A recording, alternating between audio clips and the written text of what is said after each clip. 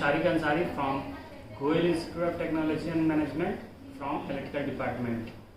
Today we will talk about the Thevenin's theorem, which very fundamental theorem which is used for solving certain problems in electrical engineering. Before we start considering the method or procedure of using the Thevenin theorem for solving certain problems, I just advise all the viewers we know about what are Kirchhoff law, how they are implemented in circuit, distribute current, first law, how to write the loop equation and all that. Why that knowledge is necessary? Because in the procedure of solving any such problem for electrical circuit using Thevenin theorem needs all these things to distribute the current, write loop equations and all such things. Now see in this video we talk about statement of Thevenin theorem and certain problem solved based on the Thevenin theorem. According to Thevenin theorem, any linear network containing several voltage source and several resistances can be replaced in just a single circuit contain single voltage source series with single resistance.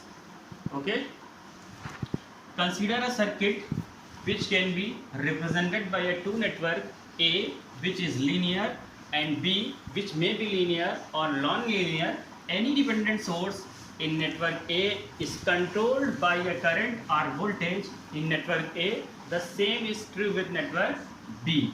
Now, network A can be represented by a voltage source VTH which is connected in series with a resistors RTH. The equivalent resistance of network A is shown in figure. VTH and RTH connected in series, where VTH is equal to open circuit voltage from terminal X to terminal Y with network B removed. RTH is equal to the Thevenin equivalent resistance from terminal X to terminal Y looking into network A with all independent source reduced to 0. General procedure, हम general procedure के बारे में बात करेंगे, कैसे step by step हम VTH calculate करेंगे, step by step हम रेजिस्टेंस कैसे कैलकुलेट करेंगे, थेवेनिन वोल्टेज के स्टेप्स के बारे में बात करेंगे, थेवेनिन रेजिस्टेंस के स्टेप्स के बारे में बात करेंगे. First of all, step first, remove the load and find the voltage across the open circuit terminal. This is the Thevenin equivalent voltage. VTH calculate करने के लिए हम लोड रेजिस्टेंस को सर्किट से रिमूव कर देंगे. जहाँ से लोड रेजिस्टेंस रिमूव होगा उस पॉइंट पे हम जिस X एंड Y पॉइंट है उसके अक्रॉस हम वोल्टेज कैलकुलेट करेंगे. वही वोल्टेज VTH वोल्टेज कहलाएगा, मतलब थेवेनिन वोल्टेज कहलाएगा. Okay, determine the Thevenin equivalent resistance RTH at the open terminal with the load remove. Connect the load to the Thevenin equivalent circuit consisting of VTH in series with RTH. The desired solution can be now be obtained as shown in figure. General procedure for determining the Thevenin resistance. Thevenin resistance को calculate करने के लिए हम 3 steps use करेंगे. Depend करता है किस type के उसमें वोल्टेज सोर्स हैं. Suppose that only independent source circuits में है या डिपेंडेंट सोर्स हैं या दोनों का कॉम्बिनेशन है, मीन्स डिपेंडेंट और इंडिपेंडेंट सोर्स दोनों सर्किट में लगे हुए हैं. पहले हम बात करेंगे कि इसमें इंडिपेंडेंट सोर्स की. कोई भी सर्किट है अगर केवल उसमें इंडिपेंडेंट सोर्स है तो हम कैसे उसमें RTH कैलकुलेट करेंगे. उसको कैलकुलेट करने के लिए फर्स्ट स्टेप में हम क्या करेंगे, पहले जो जिसके क्रॉस करंट कैलकुलेट करना है उसको हम लोड रेजिस्टेंस बोलते हैं, उस लोड रेजिस्टेंस को रिमूव कर देंगे और बाकी के उसमें वोल्टेज सोर्स और करंट सोर्स जो लगे हुए हैं उसको हम उसके इंटरनल रेजिस्टेंस से रिप्लेस करेंगे. अगर आइडियल वोल्टेज सोर्स है तो उसको हम शॉर्ट सर्किट कर देंगे, अगर करंट सोर्स है तो उसको हम ओपन करेंगे. ओपन करने के बाद और शॉर्ट सर्किट करने के बाद लोड रेजिस्टेंस रिमूव करने के बाद जहाँ से हम लोड रेजिस्टेंस रिमूव करेंगे उसके क्रॉस हम RTH कैलकुलेट करेंगे. If the circuit contain only independent sources, suppress all sources and compute the resistance at the open terminals. If the circuit contain only dependent sources, केवल circuit में dependent sources हैं, उसके लिए हम कैसे RTH calculate करेंगे। उसको कैलकुलेट करने के लिए जहाँ से हमने लोड रेजिस्टेंस रिमूव किया हुआ है वहाँ पे हम एक बैटरी कनेक्ट करेंगे, उसके थ्रू करंट ड्रॉ कराएंगे सर्किट के अंदर। अब उसके बाद हमें क्या करना है, the circuit contains only dependent sources, apply an independent voltage current source eight the open terminal and measure the corresponding current voltage. The Thevenin equivalent resistance is given by the voltage, given by the ratio of voltage to current ratio. हम voltage calculate करेंगे और जो current हमने apply करी उन दोनों का ratio लेंगे, उस रेशियो के ही हम RTH बोलेंगे।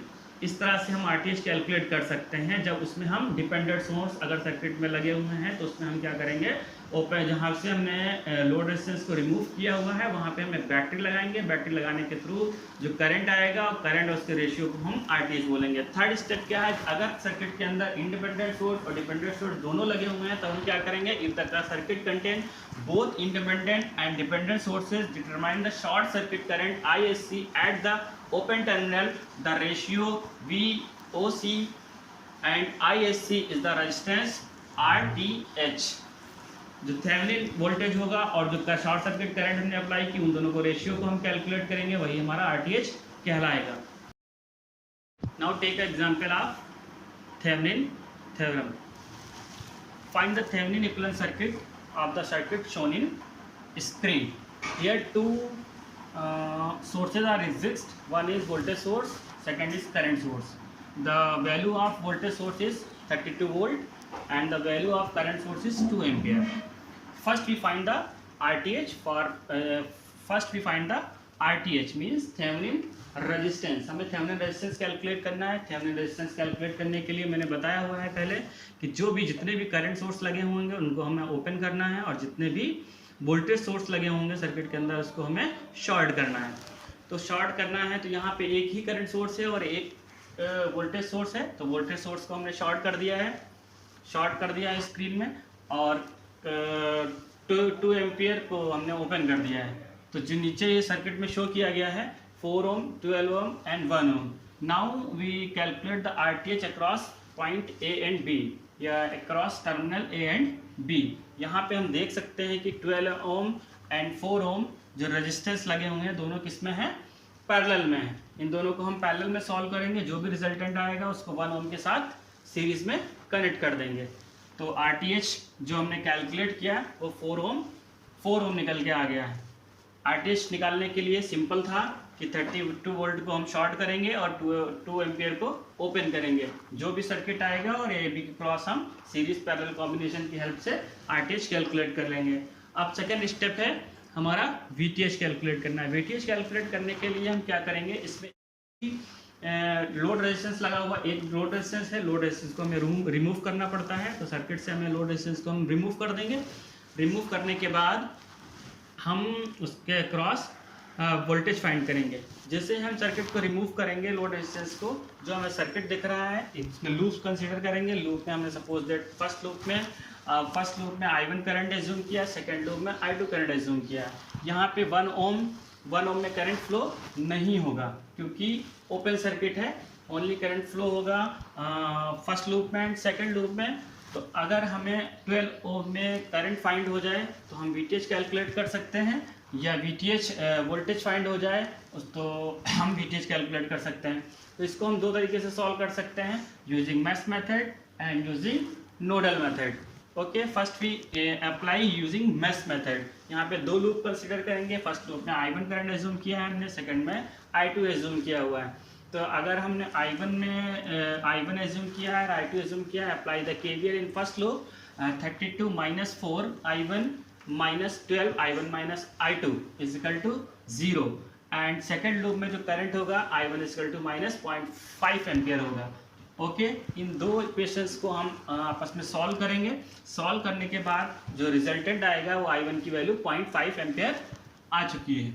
Now find the current in 12 ohm resistor.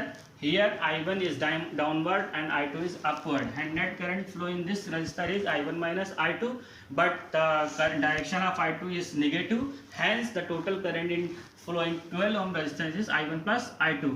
Hence the current total finally current in 12 ohm resistance is 0.5 plus 2 means 2.5 ampere current flowing 12 ohm resistance.